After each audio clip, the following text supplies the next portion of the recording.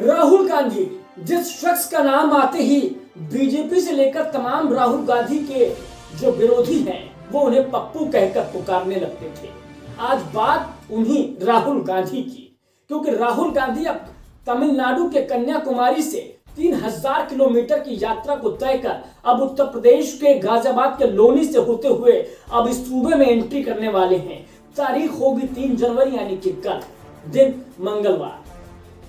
तो सियासत के लिहाज से 9 राज्यों के बाद अब जो 10वां राज्य उत्तर प्रदेश आने वाला है वो बेहद ही अहम होगा कांग्रेस के लिए और राहुल गांधी के लिए। वो इसलिए क्योंकि देश का सबसे बड़ा सूबा जहां से 80 लोकसभा सीटें आती हैं और लखनऊ से होते हुए जो रास्ता दिल्ली को गुजरता है और सत्ता हासिल करवाता है, आज बात राहुल गांधी के उसी राज्य के एंट्री को लेकर होगी।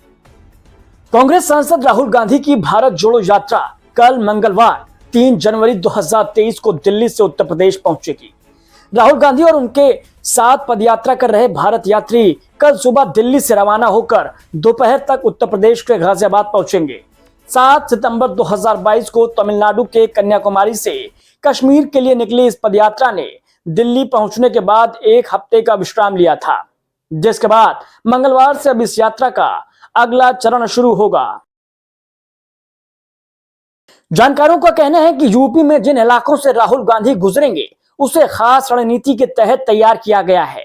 इस बात की सियासी गंभीरता को भांपते हुए अखिलेश यादव, मायावती और जयंत चौधरी ने आमंत्रण मिलने के बावजूद यात्रा में शामिल होने से लगभग इनकार कर दिया है। राहुल गांधी यूपी में जिन 3 जिलों से गुजरेंगे वो मुस्लिम और जाट बाहुल इलाका है। दोनों बिरादरी के लोग वेस्ट यूपी की 120 सीटों पर खासा महत्व रखते हैं, प्रभाव रखते हैं और जीत में अहम भूमिका भी निभाते हैं। इन इलाकों में ही कांग्रेस को यूपी विधानसभा चुनाव के दौरान मुस्लिम मतदाताओं ने कांग्रेस के पक्ष में सबसे ज्यादा मतदान किया था।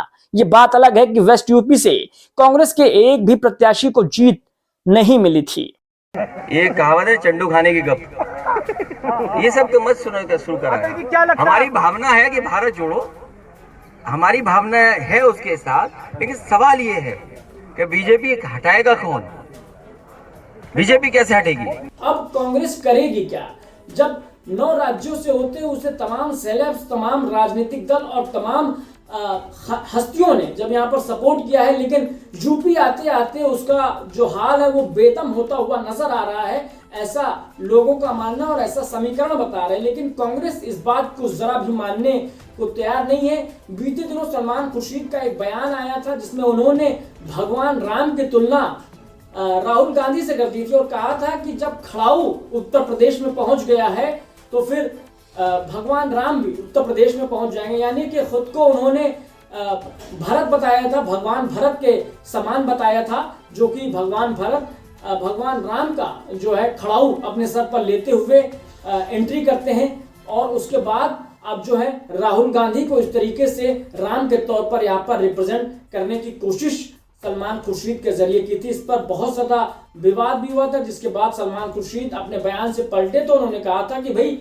हमने ऐसा कुछ भी नहीं कहा है, भगवान की प्रति हमारी भी आस्था है जितनी आप लोगों की है। खैर, बात मुद्दे की यह है कि राहुल गांधी और कांग्रेस पार्टी अब जब उत्तर प्रदेश में एंट्री करेगी तो फिर हाल क्या होने वाला है उत्तर प्रदेश में इस भारत जोड़ो यात्रा का? तो हाल दरअसल ये होने वाला है कि कांग्रेस की पूरी तौर पर कोशिश होगी कि वो कैसे भी करके लोगों को जोड़ने की कोशिश करे, जैसे कि प्रियंका गांधी ने 2022 के विधानसभा चुनाव, यूपी विधानसभा चुनाव में लड़की हूं लड़ सकती हूं नारे के साथ खुद को उतारा था और करीब 50% महिलाओं को विधानसभा के टिकट बांटे थे। लेकिन राहुल गांधी की सोच भी कुछ इसी तरीके की है, लेकिन वो यहाँ महिलाओं को प्राथमिकता नहीं देंगे। यहाँ पर उनका मकसद जो है वो युवाओं को प्राथमिकता देने का, और युवाओं में महिलाएं भी शामिल है, पुरुष भी शामिल है।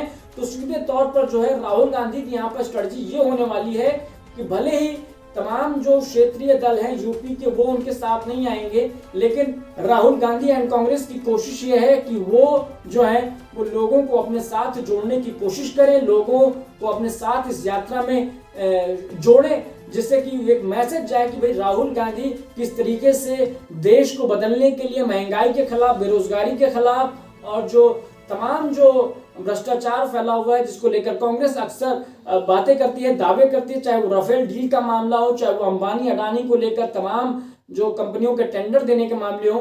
तो इस तरीके के मामलों में राहुल गांधी पूरी तौर पर कोशिश करेंगे कि लोगों को कैसे अपने साथ इस मिशन में, इस यात्रा में जोड़ा जाए, ताकि जो 2024 का कांग्रेस का और उनका मिशन है वो कहीं ना कहीं उसके कुछ हद तक करीब पहुंच पाए। ये यात्रा गाजियाबाद के लोनी से शुरू होकर यूपी में एंट्री करेगी। यूपी में राहुल गांधी की यात्रा केवल 3 जिलों से होकर गुजरेगी। यूपी में राहुल का रूट करीब 130 किलोमीटर का है। उसके बाद वो हरियाणा की ओर आगे बढ़ जाएंगे।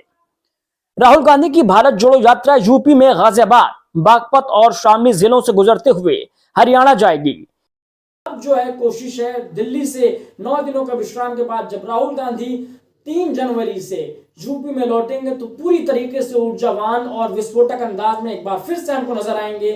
और कोशिश राहुल गांधी समेत कांग्रेस की ये होगी कि वो कैसे भी कर उत्तर प्रदेश में एक माहौल बनाए, जैसे कि अखिलेश यादव ने 2022 के विधानसभा चुनाव में बीजेपी के खिलाफ माहौल बनाने की कोशिश की थी 125 सीटें जीतकर।